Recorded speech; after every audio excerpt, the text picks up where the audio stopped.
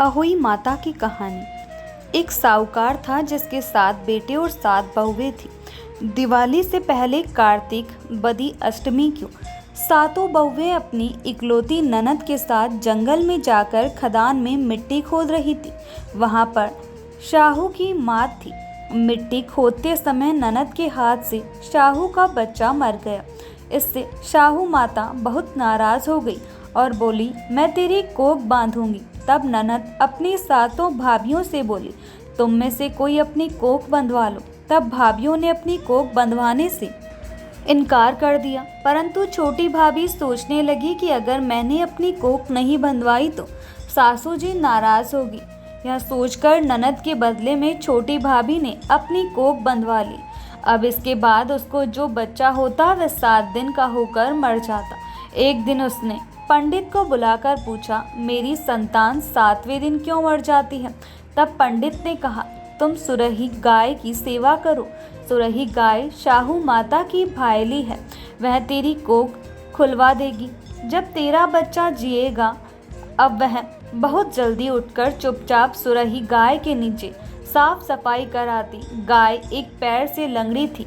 गौ माता बोली, हर रोज उठकर कौन मेरी सेवा कर रहा है, सो आज देखूंगी। गौ माता खूब सवेरे उठी। क्या देखती है कि साहूकार के बेटी की बहू उसके नीचे साफ सफाई कर रही है।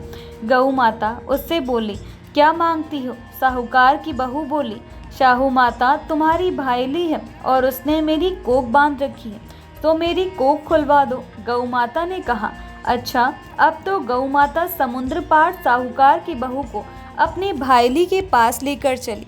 रास्ते में कड़ी धूप थी, सो वह दोनों एक पेड़ के नीचे बैठ गई।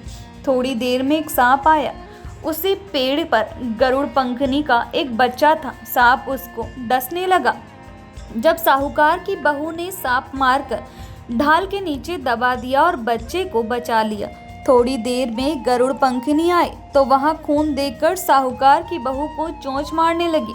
तब साहूकार की बहू बोली, मैंने तेरे बच्चे को नहीं मारा, बल्कि सांप तेरे बच्चे के करीब आया था। मैंने तो उससे तेरे बच्चे की रक्षा की है। यह सुनकर गरुड़ पंखनी बोली, मांग, तू क्या मांगती है?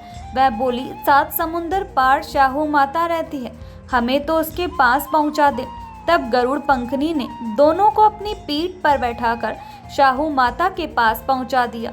शाहू माता उसको देखकर बोली, आ बहन, बहुत दिनों में आई है। फिर कहने लगी, बहन, मेरे सिर में जुएं पड़ गई हैं। तब सुरही के कहने पर साहूकार की बहू ने उसके सारे जुएं निकाल दी। इस पर शाहू माता प्रसन्न होकर बोली, तूने मेरे सिर में बहुत सलाई घेरी है, इसलिए तेरे 7 बेटे और 7 बहू होगी। वह बोली, मेरे तो एक भी बेटा नहीं, 7 बेटे कहाँ से होंगी? शाहू माता बोली, वचन दिया है, वचन से फिरूं तो धोबी के कुंड पर कंकरी हो। तब साहूकार की बहू बोली, मेरी कोख तो तुम्हारे पास बंद पड़ी है।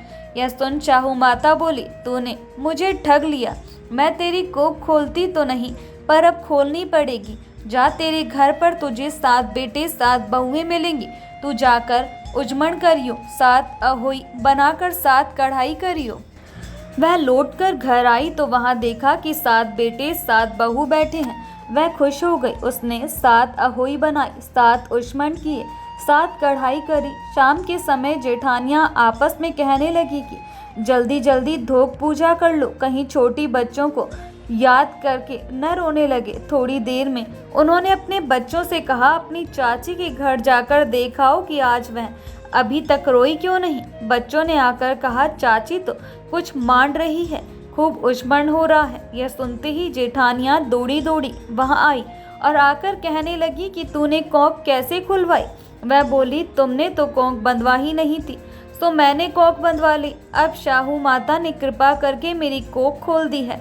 मैं शाहू माता जिस प्रकार उस साहूकार की बहू की कोख खोली, उसी प्रकार हमारी भी कोख खोलिए।